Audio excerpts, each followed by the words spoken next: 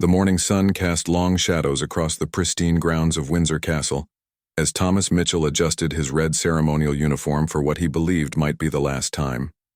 For 15 years he had stood guard at the royal residences, watching over the family he had grown to respect and admire from a respectful distance. His weathered hands trembled slightly as he fastened the brass buttons, not from the crisp autumn air, but from the weight of the letter he had received the previous evening. Thomas was 52 years old, a former sergeant in the British Army who had served 2 tours in Afghanistan before joining the Royal Protection Unit. His face bore the quiet dignity of a man who had seen both the harsh realities of war and the gentle rhythms of palace life. He had always taken pride in his work, standing motionless for hours, his keen eyes scanning for any threat to the royal family, no matter how small. The letter from the royal household's administrative office had been brief and formal. Due to recent budget constraints and restructuring within the security detail, his position was being eliminated. He had 30 days to clear his belongings and transition his duties to younger guards. The words had felt like a physical blow, not because of wounded pride, but because Windsor Castle had become more than just his workplace. It had become his second home. As Thomas walked through the castle's corridors that morning, memories flooded his mind. He remembered the day Prince William and Catherine had brought their newborn daughter Charlotte home from the hospital. He had been stationed at the main entrance, watching as the young family entered the castle with their precious bundle. The sight of the Duke of Cambridge's protective stance and the Duchess's radiant smile had reminded him why his job mattered so much. Over the years, Thomas had witnessed countless private moments from his post. He had seen Prince George take his first wobbly steps in the castle gardens while his parents cheered nearby. He had watched Princess Charlotte grow from a curious toddler who would wave at the guards through the windows to a spirited young girl who seemed to notice everything around her. There was something special about the little princess. She had a way of making everyone around her feel seen and valued. The castle staff had always appreciated Thomas's dedication. Unlike some guards who simply went through the motions, Thomas genuinely cared about every detail of his duty. He knew the names of all the gardeners, kitchen staff, and housekeepers. He remembered their birthdays and asked about their families. When the head housekeeper's mother had been ill, Thomas had quietly arranged for flowers to be sent to the hospital. When one of the younger guards was struggling with homesickness, Thomas had taken him under his wing, sharing stories and offering guidance. Mrs. Elizabeth Harper, the senior lady-in-waiting, had noticed Thomas's character early in his tenure. She had seen how he went out of his way to help others and how he carried himself with quiet dignity. More importantly, she had observed how the royal children seemed drawn to his gentle presence. Whenever Princess Charlotte passed by his post, she would slow down and offer a small wave or a shy smile. Thomas would respond with the slightest nod and the warmest expression his professional demeanor would allow. The restructuring decision had come from newer members of the administrative staff who were focused solely on numbers and efficiency reports. They saw Thomas as an aging guard whose slower reflexes and higher salary made him expendable. They failed to understand that experience and wisdom often mattered more than youth and speed in royal protection. The senior security officers had protested the decision, but budget pressures and administrative politics had prevailed. As Thomas made his rounds that morning, he tried to memorize every detail of the castle he loved. The way the morning light filtered through the ancient stained glass windows, casting colorful patterns on the stone floors, the sound of his footsteps echoing in the grand hallways where kings and queens had walked for centuries, the familiar scent of beeswax and fresh flowers that the housekeeping staff maintained throughout the residence. He paused at his usual post near the family wing, where he had spent countless hours over the years. This was where he felt most connected to his purpose, protecting the future of the monarchy. From this vantage point, he could see the private gardens where the children played and the corridors they used to move between their rooms and the family dining areas. He knew every sightline, every potential security concern, every detail that mattered for keeping the family safe. The irony was not lost on Thomas that just as Princess Charlotte was growing old enough to truly appreciate the people around her, he was being forced to leave. He had watched her develop from a baby into a remarkably perceptive child who seemed to understand that the people working in the castle were not just servants, but individuals with their own stories and feelings. She had inherited her mother's grace and her father's sense of justice, combined with a wisdom that seemed beyond her years. That afternoon, as Thomas stood at his post, he noticed Princess Charlotte approaching with her nanny. The 8-year-old princess was returning from her riding lesson, still wearing her jodhpurs and carrying her helmet. As she passed by, she paused and looked directly at Thomas with those intelligent blue eyes that missed nothing. "Good afternoon, Mr. Mitchell," she said softly, surprising him by using his name. In all his years of service, none of the royal children had ever addressed him directly by name during his duty hours. "Good afternoon, Your Royal Highness," Thomas replied, maintaining his professional composure while feeling touched by her acknowledgement. Princess Charlotte seemed to study his face for a moment, as if sensing something different about him that day. Her nanny gently encouraged her to continue walking, but the princess lingered for just a moment longer, giving Thomas a smile that seemed to convey understanding beyond her years. As she walked away, Thomas felt a profound sadness wash over him. In just a few weeks, he would never again experience these small but meaningful interactions. He would never again have the honor of protecting this remarkable family who had given his life purpose and meaning. The thought of leaving felt like losing a part of himself, but he was determined to serve with dignity until his very last day. Princess Charlotte sat in her favorite window seat in the family drawing room, her homework spread across the cushioned bench as she gazed out at the castle grounds. The mathematics problems on her worksheet seemed less interesting than watching the daily routines of the people who worked at Windsor. She had always been observant, noticing details that others might miss, and lately, something had been troubling her about Mr. Mitchell, the guard who always stood near the family wing. During her 8 years of life at the castle, Charlotte had developed a deep appreciation for the staff who cared for her family and their home. Unlike many children who might take such service for granted, she understood that each person had an important role to play. Her mother, the Duchess of Cambridge, had taught her that treating everyone with respect and kindness was not just proper etiquette, but a fundamental responsibility of her position. Mr. Mitchell had always been different from the other guards. While they all performed their duties professionally, there was something special about the way he carried himself. He never seemed tired or bored, even during the long hours of standing in the same position. When Charlotte was younger and would sometimes feel scared during thunderstorms, seeing Mr. Mitchell at his post had always made her feel safe. His presence was like a steady lighthouse beam, constant and reassuring. Over the past few days, however, Charlotte had noticed subtle changes in Mr. Mitchell's demeanor. His usually perfect posture seemed slightly heavier, and there was a sadness in his eyes that he couldn't quite hide behind his professional expression. When she had greeted him the previous afternoon, she had seen something that looked like goodbye in his smile. The realization had kept her awake that night, wondering if her instincts were correct. Charlotte's governess, Miss Thompson, had often praised her for her emotional intelligence and her ability to read people's feelings. "You have a gift for understanding others," Miss Thompson would say during their lessons about empathy and leadership. "A true leader notices when people around them are struggling and finds ways to help." That evening at dinner, Charlotte listened carefully to the conversation between her parents and the castle's senior staff. She had learned that by staying quiet and paying attention, adults often forgot she was there and would discuss important matters openly. Her father was talking with Mr. Harrison, the head of security, about staffing changes and budget constraints affecting the household. "It's unfortunate about some of the longer-serving staff," her father was saying, his voice carrying concern. "These decisions about restructuring aren't easy, but the administrative office insists we must modernize and reduce costs. Some of our most experienced people are being let go," Mr. Harrison replied with obvious frustration. "Mitchell, for instance, has been exemplary for 15 years. The administrative staff sees only numbers on a spreadsheet, not the value of experience and loyalty." Charlotte's heart skipped a beat. Her suspicions about Mr. Mitchell were correct. She continued eating her dinner calmly, but her mind was racing.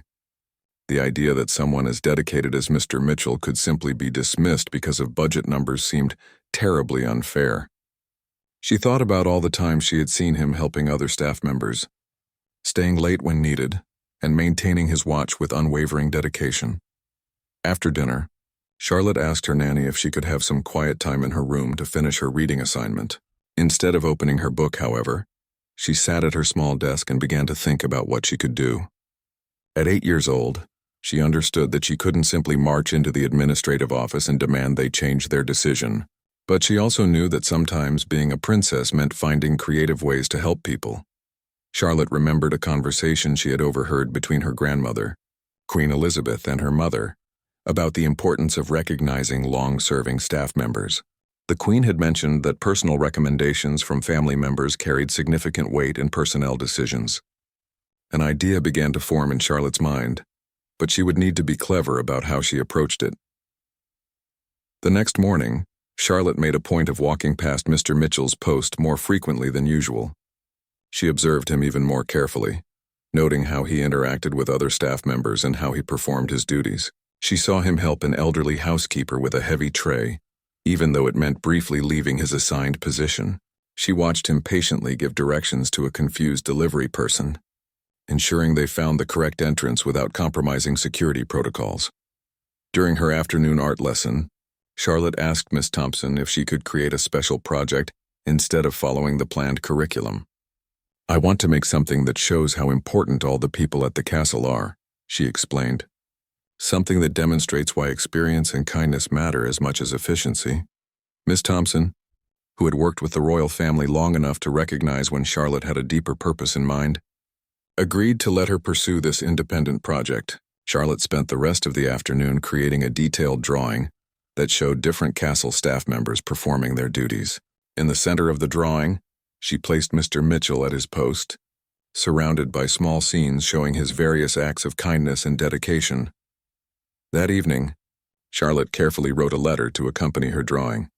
Her handwriting was neat and careful, the result of years of penmanship lessons, but the words came from her heart. "To whom it may concern, I am Princess Charlotte, and I am 8 years old. I have lived at Windsor Castle my whole life, and I know all the people who work here. Mr. Thomas Mitchell has been my family's guard for as long as I can remember. He is not just good at his job protecting us, but he is also kind to everyone. I have seen him help people carry things, give directions to visitors, and make other staff members smile when they are having difficult days. My governess teaches me that good leaders notice when people are special and make sure they are valued. Mr. Mitchell is special, and he makes our castle a better place. I hope you will reconsider any decisions about his employment, because losing him would make all of us very sad. Respectfully, HRH Princess Charlotte." Charlotte read her letter several times, making small corrections and ensuring every word expressed exactly what she wanted to say. She knew that her letter might not change anything, but she also understood that sometimes speaking up for others was the right thing to do, regardless of the outcome. She folded the letter carefully and placed it with her drawing in a manila envelope. Tomorrow, she would need to figure out how to get it to the right people without causing trouble for herself or for Mr. Mitchell. The princess was learning that helping others sometimes required courage and creativity, qualities she was determined to develop. The next morning brought an unexpected opportunity for Princess Charlotte when her mother announced that they would be having tea with Mrs. Harper, the senior lady-in-waiting, to discuss upcoming charity events and Charlotte's increasing involvement in royal duties. Charlotte had always liked Mrs. Harper, who had served the royal family for over 20 years and possessed both wisdom and genuine care for everyone in the household. Mrs. Elizabeth Harper was a woman in her early 60s with silver hair, always perfectly arranged, and kind eyes that seemed to notice everything happening around the castle. She had started her career as a junior secretary and had worked her way up through dedication and an exceptional ability to manage both complex logistics and delicate personal situations. More importantly, she understood the royal family not just as employers, but as real people with genuine concerns and feelings. During tea, Charlotte listened as her mother and Mrs. Harper discussed various charitable organizations and upcoming events. The conversation eventually turned to the general functioning of the household, and Charlotte seized her chance. With the careful politeness she had been taught, she asked if she might share something that had been on her mind. "Mrs. Harper," Charlotte began, her voice steady despite her nervousness, "I've been thinking about the people who work here at the castle, and I wonder if you might help me understand something." Mrs. Harper set down her teacup and gave Charlotte her full attention. She had watched this young princess grow up and had always been impressed by her thoughtfulness and maturity. "Of course, Your Royal Highness. What would you like to know?" Charlotte reached into her small bag and carefully withdrew the envelope containing her letter and drawing. "I've made something, and I wrote a letter about Mr. Mitchell, one of our guards. I'm worried that he might be leaving us soon, and I don't think that would be right." The Duchess of Cambridge looked surprised but curious as Charlotte handed the envelope to Mrs. Harper. The senior lady-in-waiting opened it carefully and began to read the letter while examining the detailed drawing. As she read, her expression shifted from polite interest to genuine surprise and then to something that looked like admiration. "Charlotte," her mother said gently, "what made you think Mr. Mitchell might be leaving?" "I've been watching him and he seems different lately," Charlotte explained. "Sadder. And I heard Papa talking about staff changes and budget constraints. I also heard Mr. Harrison mention Mr. Mitchell specifically. I thought maybe if someone important knew how good he is at his job and how kind he is to everyone, they might change their minds." Mrs. Harper finished reading the letter and looked at the drawing more closely. She could see that Charlotte had spent considerable time and effort creating scenes that showed Mr. Mitchell not just performing his security duties, but also helping other staff members and interacting positively with visitors. The level of detail and observation was remarkable for an 8-year-old. "This is quite extraordinary," Mrs. Harper said, her voice carrying genuine emotion. "Charlotte, you've captured something very important about Mr. Mitchell that I fear has been overlooked in recent administrative decisions." The Duchess of Cambridge moved closer to see the drawing and letter for herself. As she read her daughter's words, she felt a mixture of pride and concern. Pride because Charlotte had shown such compassion and initiative, but concern because the situation was more complex than her daughter understood. "Darling," the Duchess said carefully, "these kinds of employment decisions are usually made by people who have to consider many different factors. It's wonderful that you care so much about Mr. Mitchell, but changing these decisions isn't always possible." Charlotte nodded seriously. "I understand that, Mama. But Miss Thompson teaches me that leaders should speak up when they see something unfair, even if they can't fix it. And Granny always says that we should take care of the people who take care of us." Mrs. Harper exchanged a meaningful look with the Duchess. Both women recognized that Charlotte had identified a real problem with the current administrative approach to staffing decisions. The focus on numbers and efficiency was missing the human element that made the royal household function as more than just a workplace. "Would you mind if I kept this letter and drawing for a few days?" Mrs. Harper asked Charlotte. "I'd like to share them with some other people who make decisions about our staff." "Of course," Charlotte replied eagerly. "But I don't want Mr. Mitchell to get in trouble because of what I wrote. He doesn't know I did this."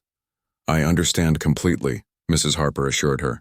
"And I think your instinct to advocate for someone you believe deserves recognition is exactly the kind of leadership quality that will serve you well in the future." After tea, Mrs. Harper returned to her office with Charlotte's letter and drawing, but she didn't immediately take action. Instead, she spent time researching Mr. Mitchell's employment record and speaking quietly with other senior staff members about his performance and character. What she discovered confirmed everything Charlotte had observed and more. Mr. Mitchell's personnel file was exemplary. He had received commendations for going above and beyond his duties on multiple occasions. Other guards looked up to him as a mentor and leader. The housekeeping staff had specifically requested his presence during high-profile events because they trusted his judgment and reliability. Even the castle's head chef had written a note praising Mr. Mitchell for helping during a kitchen emergency when a new staff member had been overwhelmed. Mrs. Harper also learned that the decision to eliminate Mr. Mitchell's position had come from a cost-cutting analysis that focused purely on salary expenses and age demographics. The newer administrative staff had not consulted with senior household managers or considered the intangible value that experienced staff members brought to the household's culture and effectiveness. That evening, Mrs. Harper made several phone calls to colleagues in other royal households and to former staff members who had worked with similar restructuring situations. She wanted to understand all her options before taking any action. She also reached out to the Queen's private secretary to discuss the broader implications of the current administrative approach. Meanwhile, Charlotte spent her evening wondering if she had done the right thing. She had acted on her instincts and her training about leadership and fairness, but she was beginning to understand that adult problems were often more complicated than they seemed. Still, she felt proud that she had spoken up for someone she believed deserved recognition and support. As she prepared for bed, Charlotte looked out her window toward the area where Mr. Mitchell would be standing his evening watch. She could see his familiar silhouette in the distance, maintaining his vigilant guard over her family and their home. The sight reinforced her conviction that some people were too valuable to lose, regardless of what spreadsheets and budget reports might suggest. Mrs. Harper spent the weekend carefully considering her next steps. She had served the royal family long enough to understand that timing and approach were crucial when addressing sensitive personnel matters. Monday morning found her in her office early, preparing for what she knew would be a delicate series of conversations. Her first call was to Sir Michael Stevens, the keeper of the privy purse, who oversaw the financial administration of the royal household. Sir Michael was a practical man who understood both the necessity of fiscal responsibility and the importance of maintaining the household's operational excellence. Mrs. Harper had worked with him on numerous occasions and respected his ability to balance competing priorities.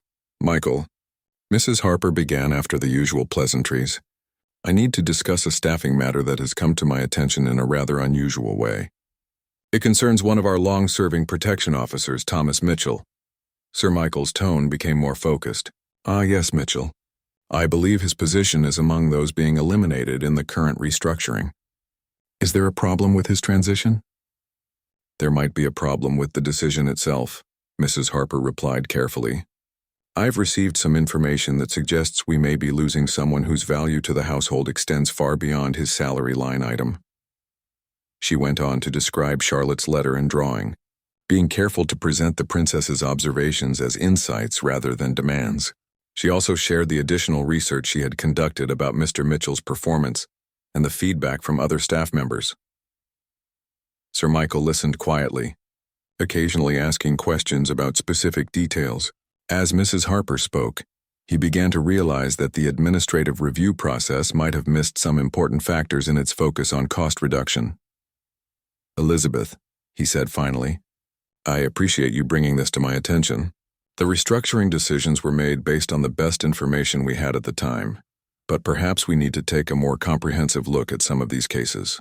Can you arrange for me to speak with Mr. Harrison about Mitchell's security performance specifically? Meanwhile, Mr. Harrison, the head of security, was dealing with his own concerns about the staffing changes.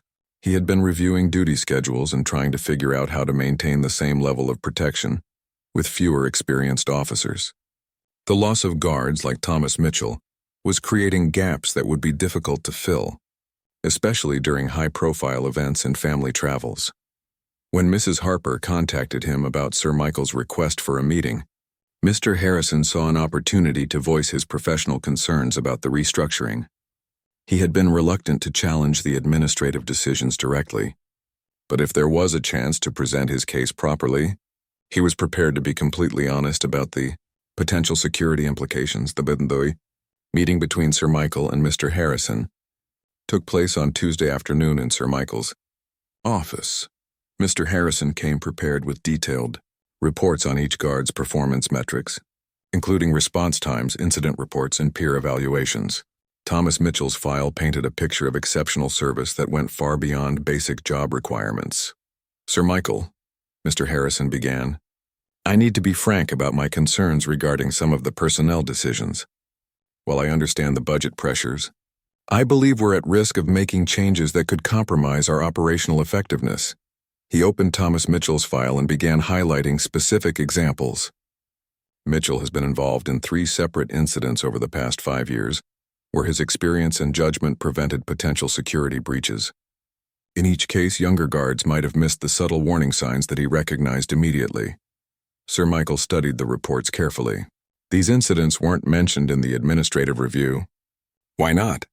The administrative staff requested only basic employment data, hire dates, salaries, and medical records, Mr. Harrison explained. They didn't ask for performance analyses or operational assessments. Their review was purely numerical. As Mr. Harrison continued his presentation, Sir Michael began to understand that the restructuring process had been fundamentally flawed. The focus on cost-cutting had ignored the complex factors that made the royal household function effectively. Experience, Institutional knowledge and interpersonal relationships were not easily quantifiable, but they were essential to the household's success. On Wednesday morning, Mrs. Harper received an unexpected visitor in her office. Princess Charlotte appeared at her door with her nanny, looking determined but slightly nervous. "Mrs. Harper," Charlotte said politely, "I was wondering if you could tell me anything about my letter. I know these things take time, but I keep seeing Mr. Mitchell and he still looks sad." Mrs. Harper invited Charlotte to sit down and carefully explained what had been happening behind the scenes. She was honest about the complexity of the situation while being reassuring about the serious consideration Charlotte's concerns were. "Receiving your letter has started some very important conversations," Mrs. Harper told her. "Sometimes it takes one person noticing something that others have missed to help everyone see a situation more clearly." Charlotte nodded thoughtfully. "Will Mr. Mitchell be okay?" "I can't make any promises," Mrs. Harper replied honestly. "But I can tell you that the right people are now asking the right questions. Sometimes that's the most important first step." That afternoon, Sir Michael requested a meeting with Prince William to discuss the broader implications of the restructuring process.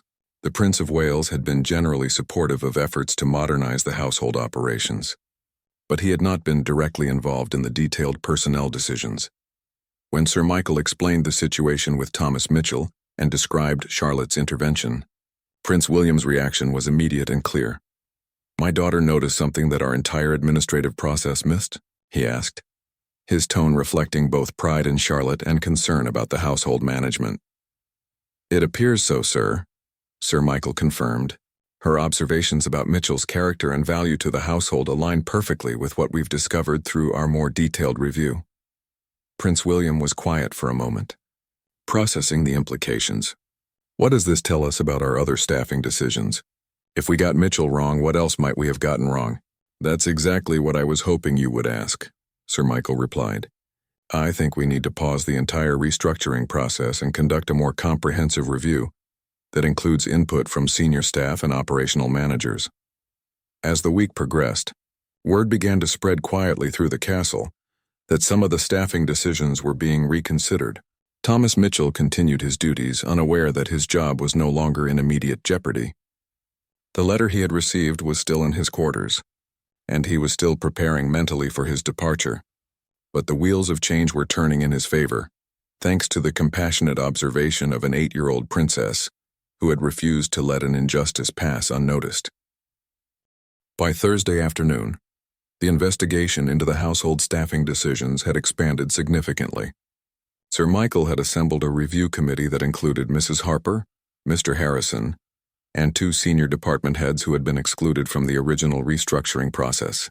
Their task was to examine not just Thomas Mitchell's case, but all the pending personnel changes. The committee's findings were eye-opening. The administrative staff responsible for the restructuring had focused exclusively on reducing payroll costs, without considering operational impact, staff morale, or institutional knowledge. Several other long-serving employees were scheduled for elimination, despite exemplary performance records and specialized skills that would be difficult to replace. Mrs. Harper presented Charlotte's letter and drawing to the full committee, explaining how the princess's observations had triggered the more comprehensive review. The committee members were struck not only by Charlotte's compassion and insight, but by the fact that an 8-year-old had noticed critical details that had been overlooked by professional administrators. "This raises serious questions about our decision-making processes," observed Mr. David Thompson, the head of household operations. "If we're missing factors this important in our personnel evaluations, what else are we missing in other areas?" The committee spent 2 days reviewing files, interviewing department heads, and reassessing the entire restructuring plan. They discovered that the original cost-saving projections had been based on flawed assumptions about replacement costs and training requirements. Losing experienced staff would actually result in higher expenses in the long run due to recruitment, training, and the inevitable mistakes that new employees would make while learning their roles. Meanwhile, Prince William had requested a private meeting with his daughter to discuss her letter about Mr. Mitchell. He found Charlotte in the castle library, working on her history assignment about British monarchs and their relationships with their households. "Charlotte," her father began, settling into the chair beside her, Mrs. Harper told me about the letter you wrote regarding Mr. Mitchell. I'm very proud of you for speaking up about something you felt was important. Charlotte looked up from her book, her expression serious. Did I do something wrong, Papa? I was just worried about him. You didn't do anything wrong at all, Prince William assured her. In fact, you did something very right. You noticed that someone was struggling and you took action to help. That's exactly the kind of leadership I hope you'll always show. He paused, choosing his words carefully. Your letter has helped us realize that we weren't making the best decisions about our staff. Sometimes adults get so focused on numbers and rules that we forget about the people behind them. Charlotte nodded thoughtfully. Miss Thompson always says that good leaders take care of their people. I thought maybe Mr. Mitchell needed someone to take care of him for once. That's exactly right, her father confirmed. And because you spoke up, we're now looking at all of our staffing decisions more carefully. Mr. Mitchell's job is safe, and we're making sure we don't lose other valuable people either. Charlotte's face lit up with relief and happiness. Really, Mr. Mitchell can stay? Really, Prince William confirmed. And Charlotte, I want you to know that what you did, noticing someone in need and finding a way to help, that's what being a member of this family is really about. Not the ceremonies or the titles, but using our position to make things better for others. That evening, Sir Michael called an emergency meeting with the administrative staff, who had designed the original restructuring plan. The meeting was tense but professional as he explained the committee's findings and the decision to halt the current process. The review has shown that our approach was too narrow, Sir Michael explained to the group. We focused on immediate cost savings without considering the full picture of what makes this household function effectively.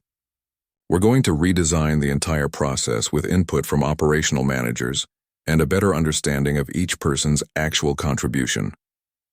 The lead administrator, a younger man named James Whitmore, who had been brought in specifically to modernize operations, looked uncomfortable.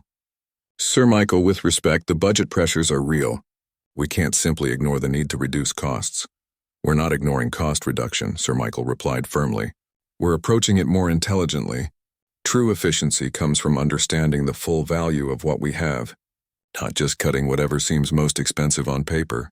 Mrs. Harper added, Mr. Whitmore, in this case, a child was able to see value that our entire administrative process missed. That should tell us something about the limitations of purely numerical analysis. The administrative team was given new directives to work with department heads on a revised plan that would consider performance, institutional knowledge, and operational impact alongside financial factors. The process would take longer, but it would be more thorough and more fair. On Friday morning, Thomas Mitchell received a message asking him to report to Mr. Harrison's office. He assumed it was about transitioning his duties to other guards, so he was completely unprepared for what actually awaited him. Thomas, Mr. Harrison began, I have some news about your employment status. The decision to eliminate your position has been reversed. You'll be staying with us. Thomas stared at his supervisor in complete shock. Sir, I don't understand. Has there been some mistake? No mistake, Mr. Harrison confirmed.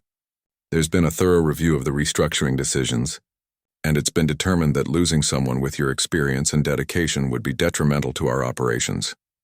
Thomas felt his knees go weak with relief. The constant stress of the past weeks, the sleepless nights worrying about his future, the sadness of thinking he would have to leave the place he loved, all of it lifted at once. I don't know what to say, Thomas managed. Thank you, sir. I promise you won't regret this decision. I know we won't, Mr. Harrison replied with a smile. And Thomas, while I can't share all the details, I will say that your value to this household was recognized by someone very special, who made sure the right people understood what we would be losing. As Thomas left the office, his mind was reeling with gratitude and confusion. He had no idea that his salvation had come from the compassionate heart of an 8-year-old princess who had refused to let kindness go unrewarded. All he knew was that he could continue serving the family he had devoted his career to protecting, and that somehow, justice had prevailed. The following Monday morning brought a transformation to the atmosphere at Windsor Castle. Thomas Mitchell stood at his familiar post with renewed purpose and energy, though he still had no idea of the role Princess Charlotte had played in saving his career. The weight of uncertainty and sadness that had burdened him for weeks was gone, replaced by gratitude and a deeper commitment to his duties. Word of the staffing decision reversals had spread through the castle community, bringing relief to many who had been worried about losing colleagues and friends.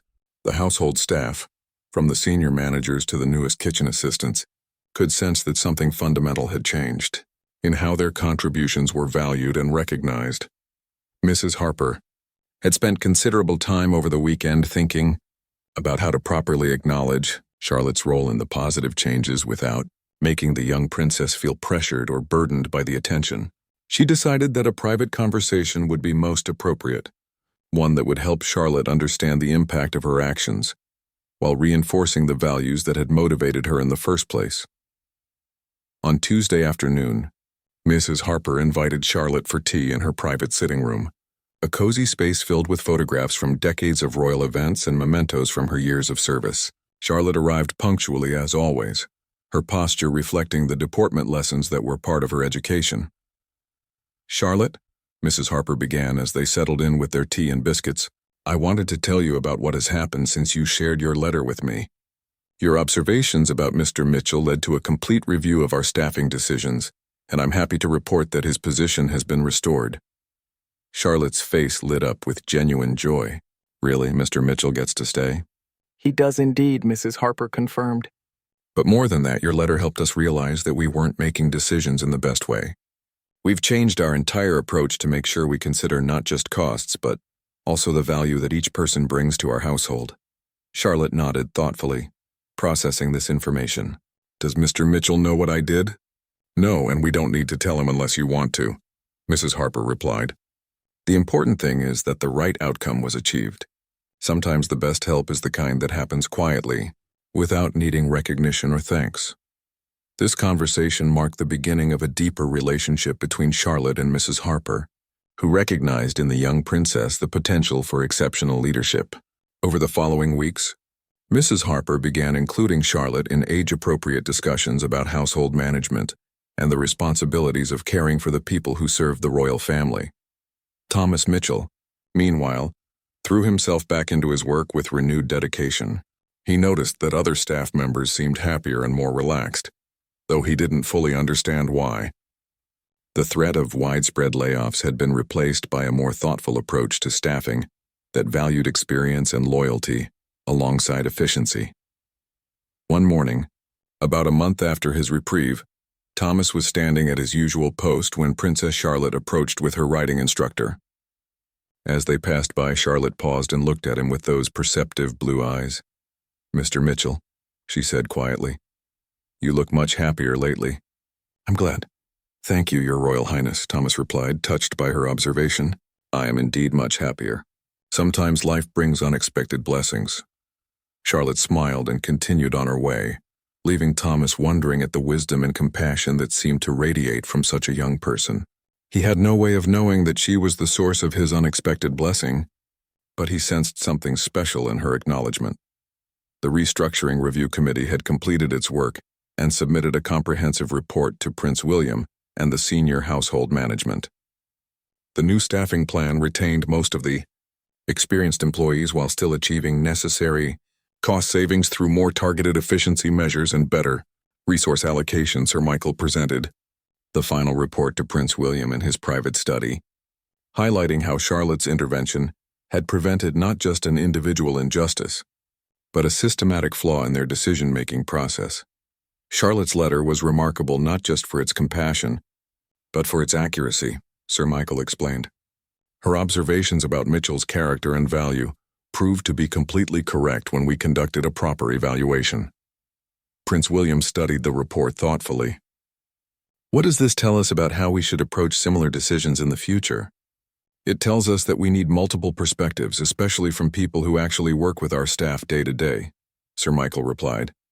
"Numbers and spreadsheets only tell part of the story.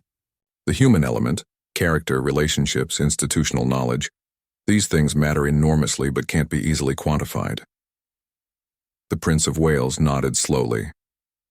"I want to make sure Charlotte understands the impact she had, but I also want her to understand that this kind of leadership, noticing when something is wrong and taking action to fix it, is something she should continue doing throughout her life." That evening, Prince William found Charlotte in the family drawing room, working on a watercolor painting of the castle gardens. He sat beside her and watched as she carefully added details to the flowers and trees. "Charlotte," he began, "I've been thinking about what you did for Mr. Mitchell, and I want you to know that it taught all of us something important about leadership." Charlotte looked up from her painting, her brush still poised over the paper. "What did it teach you, Papa?" "It taught us that real leadership isn't about having power over others," he explained. "It's about using whatever influence you have to make things better for people who need help.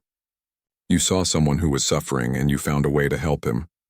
That's exactly the kind of person I hope you'll always be." Charlotte considered this seriously. "Miss Thompson says that we should always try to make the world a little bit better wherever we are. I thought maybe I could make Mr. Mitchell's world a little bit better." "And you did," her father confirmed. "But you did more than that. You made the whole castle a better place by helping us make better decisions about our people." As the months passed, the positive changes Charlotte had initiated continued to ripple through the royal household. The new approach to staff management became a model for other royal residences, emphasizing the importance of valuing people as individuals rather than treating them as interchangeable resources. Thomas Mitchell continued his dedicated service, never knowing that he owed his career to the compassionate heart of an 8-year-old princess. But Charlotte knew, and that knowledge shaped her understanding of how she wanted to use her position and privileges throughout her life. She had learned that true nobility came not from titles or ceremonies, but from the willingness to speak up for others when they needed an advocate.